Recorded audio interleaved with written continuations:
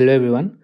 Today in this video, I'll be showing you guys how you can send photo on your messages app on iPhone.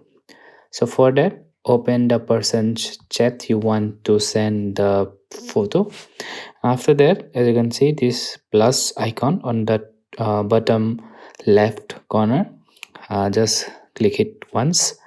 After that, you need to press the photos, and as you can see your gallery will open, and from here you need to choose the photo you want to send to your person. So for me, I'm just pressing this photo. I just want to send this. And also, if you want to send multiple photos, you can select the ones you want to send.